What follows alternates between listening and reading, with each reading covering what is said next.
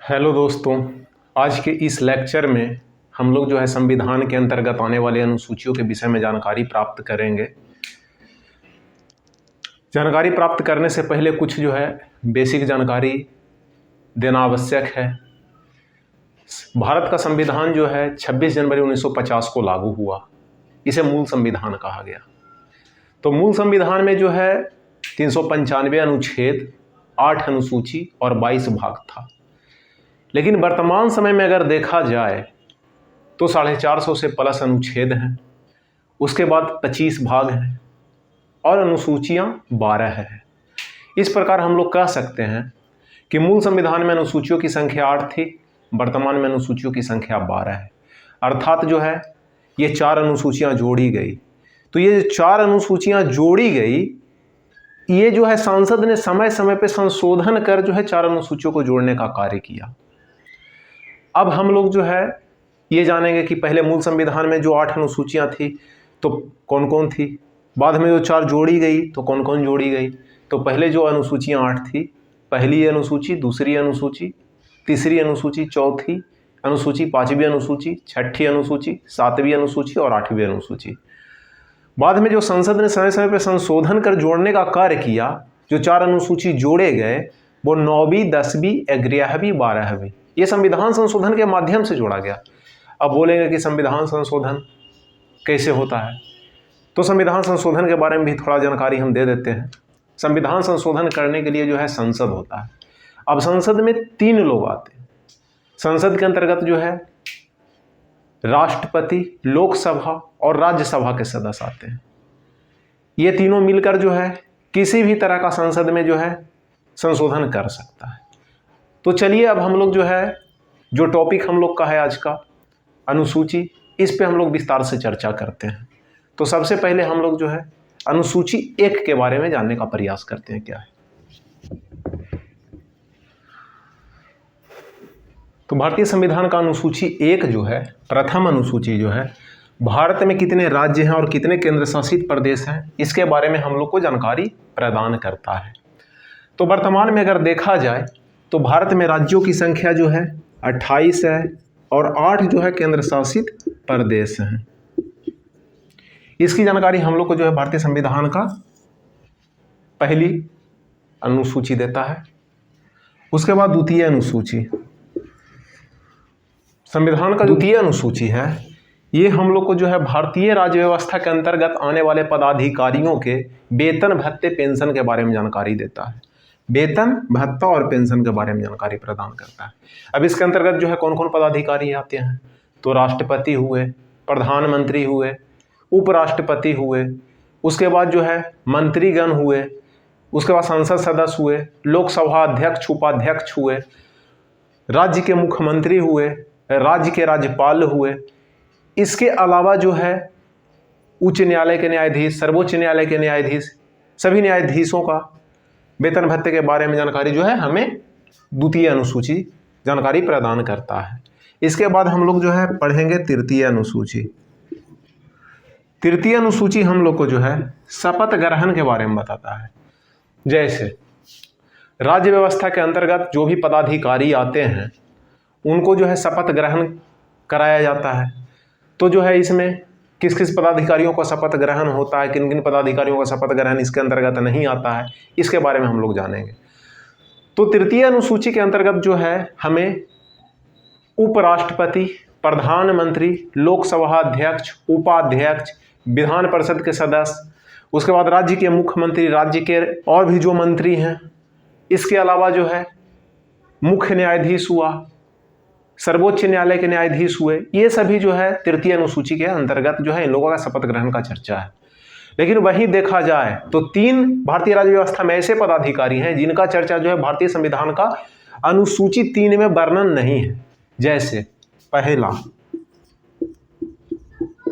राष्ट्रपति, दूसरा उपराष्ट्रपति और तीसरा राज्यपाल। ये 3 ऐसे पदाधिकारी हैं जिनका चर्चा जो भारत के संविधान के अनुच्छेद में है। तो राष्ट्रपति का जो चर्चा है वो संविधान के अनुच्छेद जो है 60 में है, उपराष्ट्रपति का चर्चा जो है अगर देखा जाए तो अनुच्छेद जो है 69 में है। वहीं राज्यपाल का अगर चर्चा देखा जाए तो इसका चर्चा जो है अनुच्छेद 159 में है। अब हम लोग जो है इससे आगे चौथी अनुसूची के बारे में पढ़ते हैं। अर्थात भारतीय संविधान का जो चौथी अनुसूची है राज्यसभा के सीटों के आवंटन के बारे में बताता है। जैसे भारत में जो है राज्यसभा की जो भी सीटें हैं, तो भारत में 28 राज्य हैं, तो सभी जो है राज्यों को कुछ कुछ सीट दिया जाएगा। जो राज्य जितना बड़ा होगा उसके अनुसार से उसको उतना सीट दिया जाएगा, और जो है जो राज्य छोटा होगा उसको जो है कम सीट मिलेगा।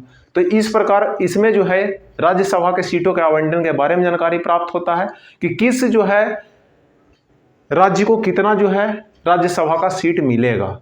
इसके अलावा जो है जैसे अब यहाँ पे ध्यान देने योग्य बातें हैं, जो है अगर कोई नए राज्यों का निर्माण होता है, नए राज्यों का निर्माण होता है तो भारत के संविधान की जो अनुसूची है अनुसूची 1 और अनुसूची 4 दोनों प्रभावित होंगे।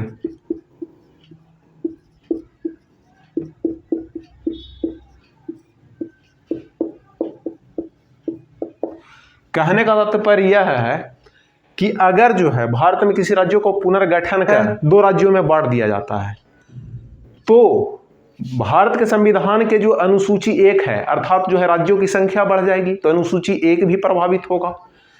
अब जो उसके अंदर जो है राज्यसभा की जो सीटें हैं, टोटल जो राज्यसभा की उस राज्य में सीटें हैं, तो राज्य को पुनर्गठित कर 2 राज्य में बांटा गया तो उसको जो है उसके राज्यसभा के सीटों का भी आवंटन हो जाएगा, यानी 2 भाग में वो भी बढ़ जाएगा।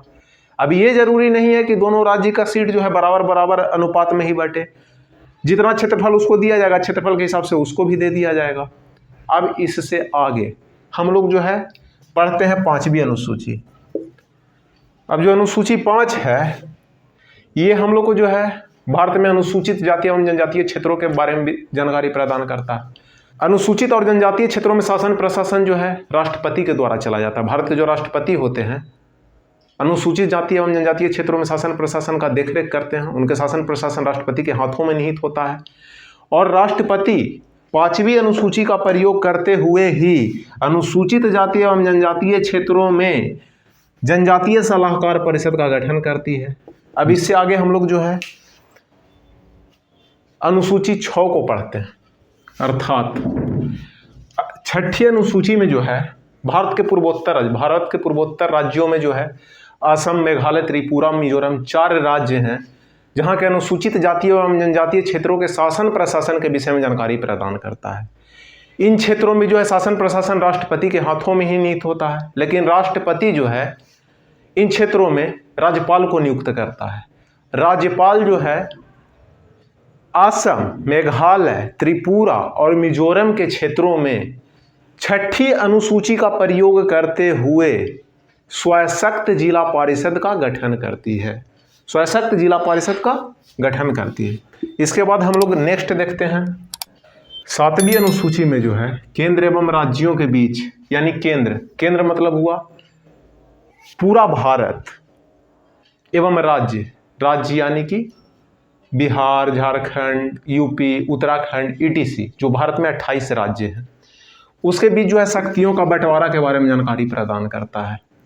अब जो है इनके बीच शक्तियों का बंटवारा का माध्यम क्या होगा, तो इसके लिए जो है भारत के संविधान की 7वीं अनुसूची में 3 अनुसूचियों का वर्णन है। एक संघ सूची, दूसरा राज्य सूची और तीसरा समावर्ती सूची।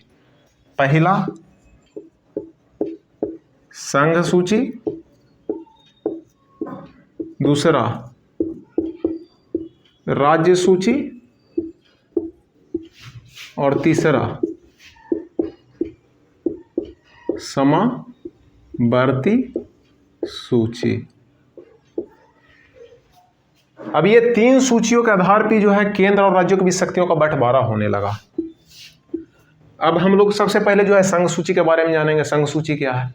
तो संघ सूची में जो है पहले 97 विषय रखा हुआ था, लेकिन जो है अगर वर्तमान परिवेश में देखा जाए तो अभी विषयों की संख्या इसमें बढ़कर 100 हो गया है। अब संघ सूची जो है, तो संघ सूची में जो है कानून कोई भी बनाने का, अगर किसी प्रकार का कोई कानून बनाना होगा संघ सूची के अंतर्गत, तो जो है इसमें जो है सांसद बनाएगा, केंद्र सरकार संसद बनाएगा, संसद के अंतर्गत कौन कौन आता है, तो इसके अंतर्गत जो है राष्ट्रपति, लोकसभा और राज्यसभा।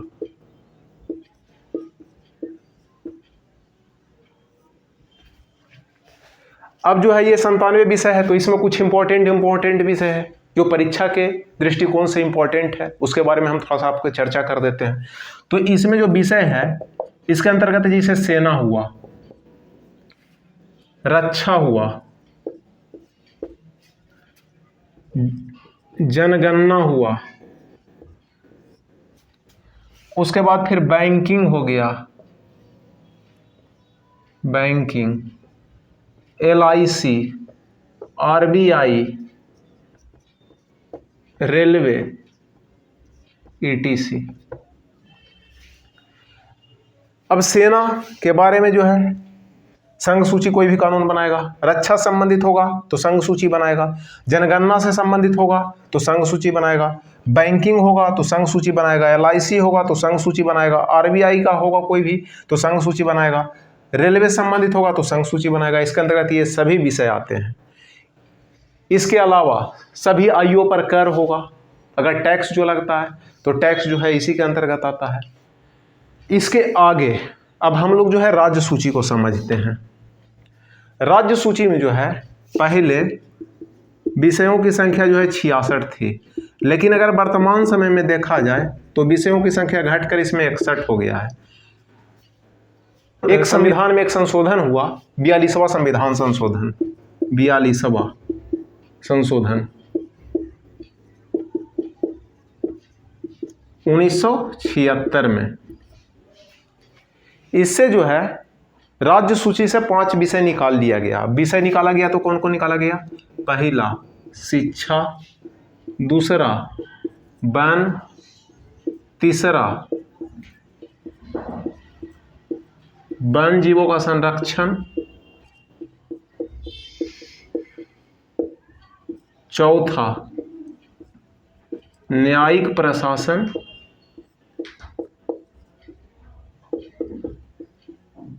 और पांचवा माप तौल। ये 5 जो विषय था, शिक्षा, वन जीवों का संरक्षण, न्यायिक प्रशासन और माप तौल, ये 5 विषय को निकाल करके राज्य सूची से समावर्ती सूची में रख दिया गया। अब अगर राज्य सूची पे किसी भी प्रकार का कोई कानून बनाना होगा तो ये जो है राज्य का विधान मंडल बनाएगा। कानून कौन बनाएगा? राज्य विधान मंडल। अब इसके अंतर्गत जो है कौन कौन विषय आता है वर्तमान में? तो वर्तमान में जो है राज्य सूची के अंतर्गत कृषि हो गया, सिपाही हो गया, इसके बाद जो है सड़क कर हो गया, गैस हो गया,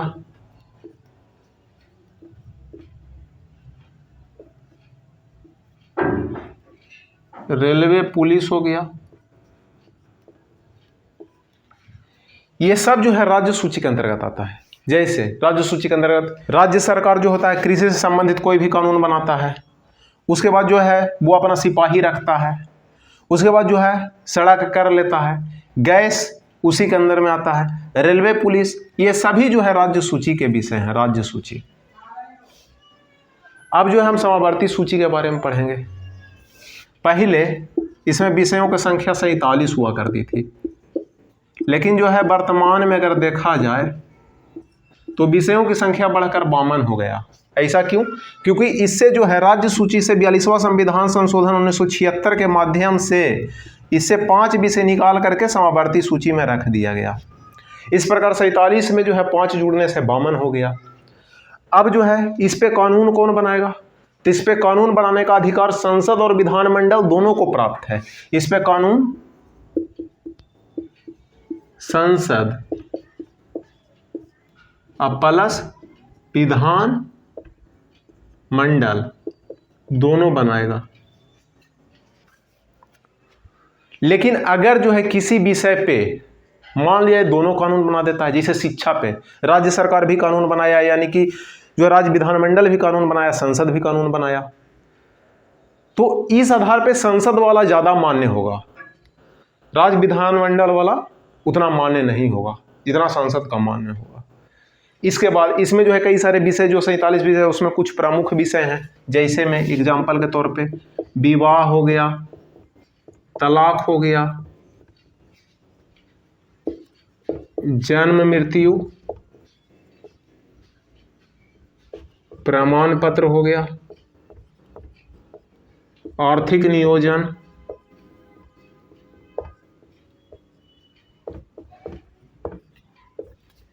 इसके अलावा जो है ये 5 विषय शिक्षा, वन जीवों का संरक्षण, न्यायिक प्रशासन, मापतोल इसमें डाल दिया गया, तो ये भी विषय इसी के अंतर्गत आ गया।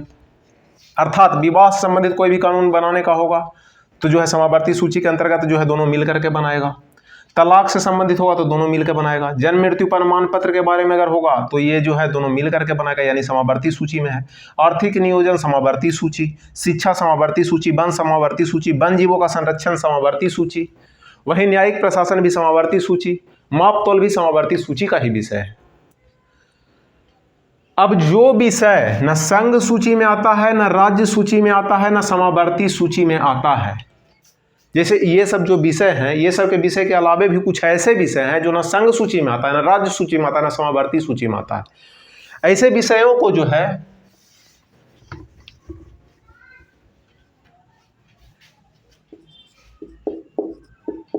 अवशिष्ट सूची में रखा गया है, अवशिष्ट सूची में रखा गया है। अब अवशिष्ट सूची जो है इसके अंतर्गत क्या क्या आता है? तो अवशिष्ट सूची के अंतर्गत जो है परमाणु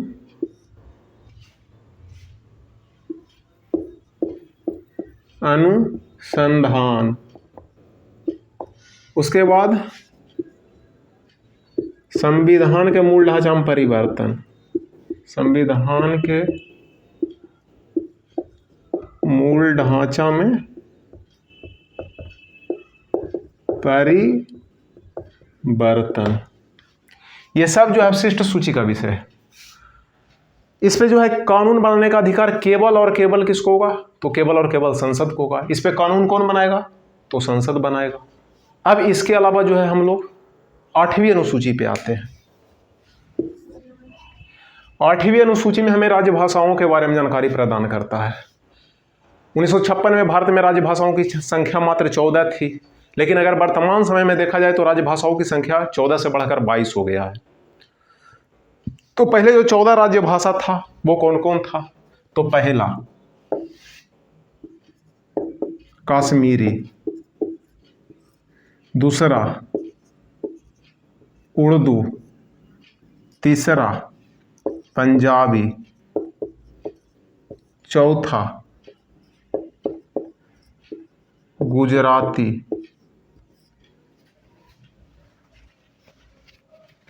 पांचवा मराठी,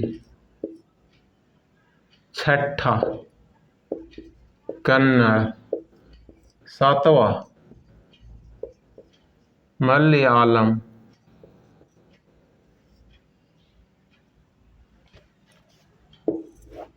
आठवां तमिल, नौवां तेलुगु, 10वां ओडिया, 11 बंगाली, 12 असामी, 13 हिंदी, 14 संस्कृत,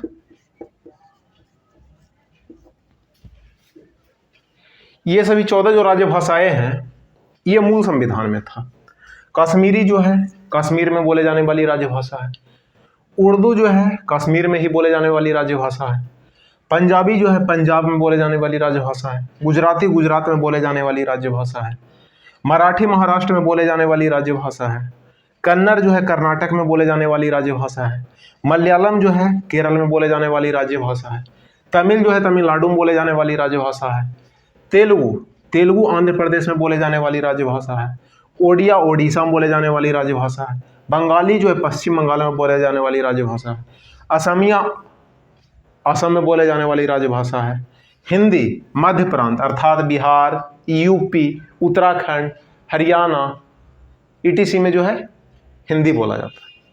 उसके बाद जो है संस्कृत, तो संस्कृत हिमाचल प्रदेश की राजभाषा। तो ये जो 14 भाषाएं हैं ये मूल संविधान में था।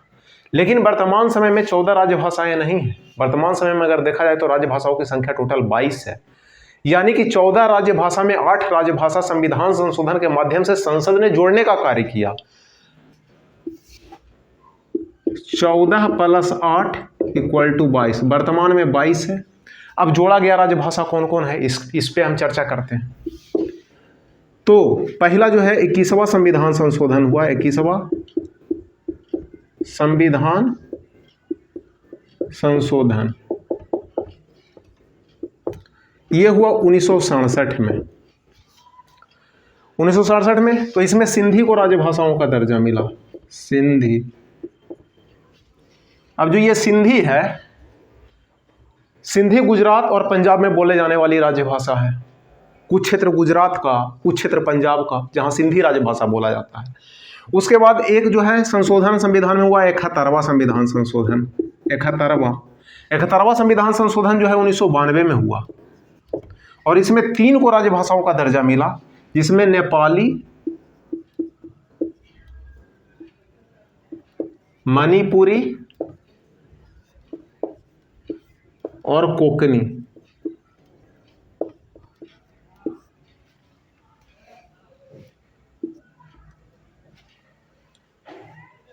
अब ये नेपाली है।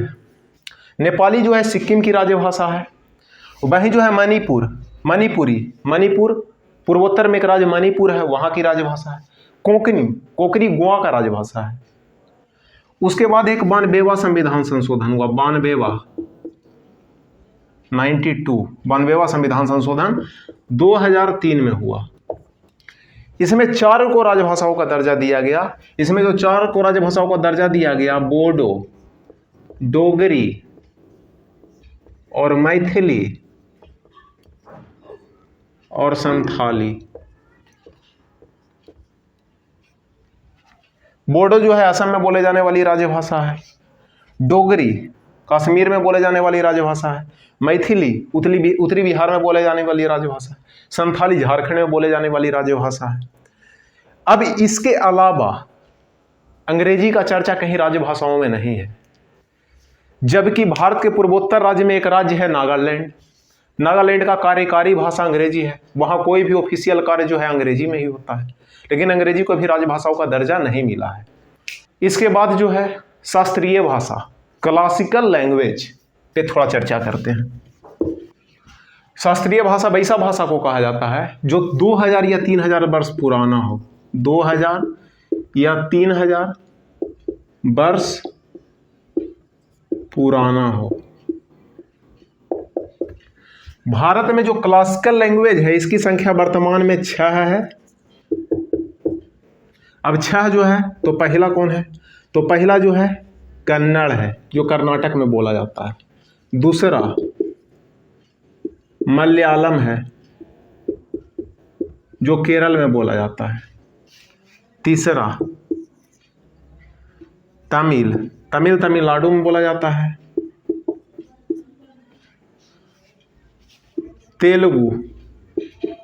तेलुगु आंध्र प्रदेश में बोले जाने वाली राजभाषा है।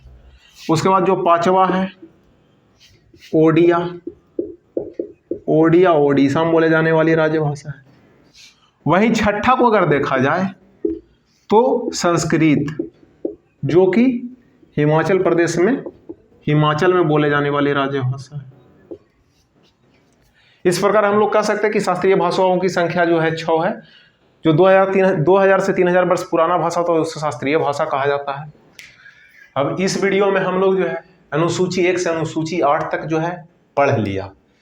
अब जो है 4 जो अनुसूची बाद में संविधान संशोधन के माध्यम से सांसद ने जोड़ा था, अर्थात 9वीं 10वीं 11वीं 12वीं, इसको हम लोग अगले वीडियो में देखते हैं। तब तक के लिए जुड़े रहिए हमारे साथ, फिर मिलते हैं नेक्स्ट वीडियो में।